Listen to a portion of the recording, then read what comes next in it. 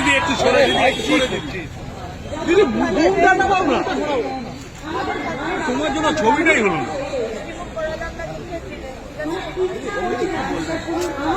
আরে দাঁড়া, উৎসব আমি তারটা রেখে দেবো।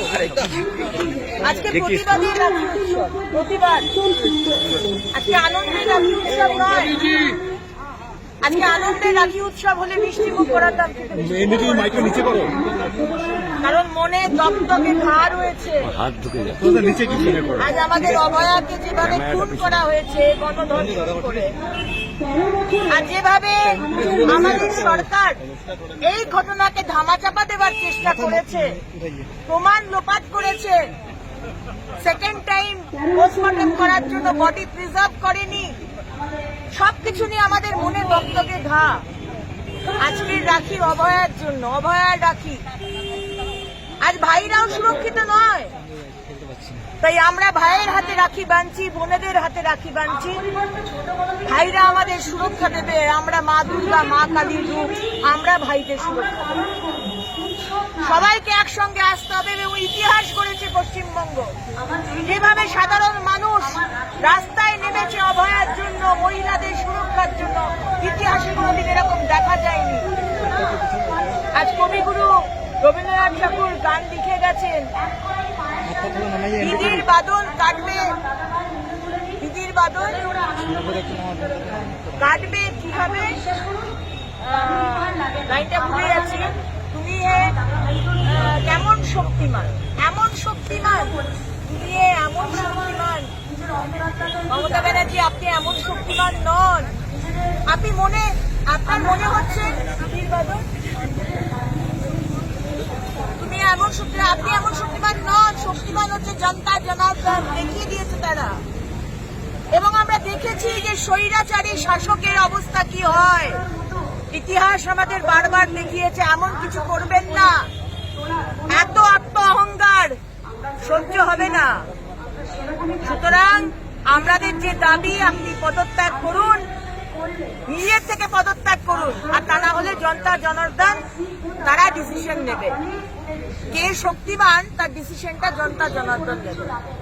তাই আমরা আজকে রাস্তায় নেমেছি, ভারতীয় জনতা পার্টির মহিলা মোর্চা, যুব মোর্চা, আমরা সবাই রাস্তার সাধারণ মানুষ, তাদেরকে আমরা স্যালুট জানাই। তারা পাশে দাঁড়িয়েছে, তারা কোনো ফ্ল্যাগ নয়, কোনো দল নয়, কোনো বর্ণ নয়, ধর্ম নয়, সবাই রাস্তায় নেমে প্রতিবাদ করছে। তাই আজকে আমাদের প্রতিবাদের রাখি বন্ধন উৎসব। ওই পাশে যান না, ক্যামেরার ওই পাশে যান না, তাহলে তো সুবিধা হয়।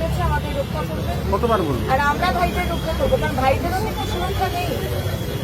আজকে দেখতে গেলে কিন্তু ভাইরাও আমাদের সুরক্ষা দেবে, তাই না? আমরা মা দুর্গা, আমরা মা দুর্গার রূপ। ভালো থাকবেন।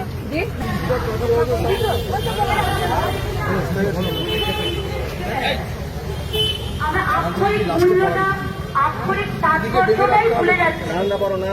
রাখি বন্ধন, এই বন্ধনের মেলবন্ধনটা আমাদের কেন দরকার, আর সব হারিয়ে ফেলেছি আমরা। ঠিক আছে, দেরি হলেও এমন কিছু দেরি হয়ে যায়নি যে আমরা শুরু করতে পারবো না। আমাদের ডাক্তার সেই ঘটনাটি যেন আপনাদের সেই দায়িত্ব নিতে হবে, আপনাদের ভাইদের সেই দায়িত্ব নিতে হবে। ভাই করাই পশ্চিমবঙ্গের মানুষকে, পশ্চিমবঙ্গের মহিলাদেরকে সুরক্ষা দিতে হবে, ঠিক তো? আজকে এটা অভয়ার সুরক্ষার এই প্রতিজ্ঞা আজকে আমাদের করতে হবে। আমরা কিন্তু আপনাদের ভরসায়, কারণ এই রাজ্যে যে কোনো সময় যা কিছু হতে পারে। ঠিক আছে, ঠিক আছে। লজেন্স আসে থাকো, ভালো থেকো। মিষ্টি মুখ করালাম না দুঃখের সময়।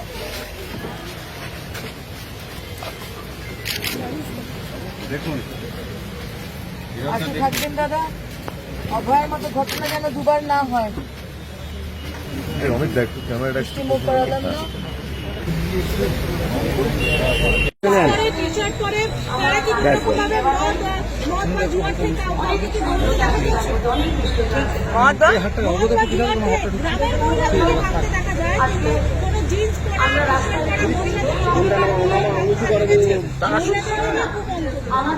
দেখুন, আসলে উদয়ন গুহ যিনি বাবাকে চোর সাজিয়ে মন্ত্রিত্ব পেয়েছেন, তিনি বারবার মহিলাদের অপমান করে 14 তারিখ রাত্রেও উনি টুইট করেছিলেন, আজকে রাত্রে যারা যাচ্ছে তারা বরকে সামলাতে পারবে তো, স্বামীকে সামলাতে পারবে তো।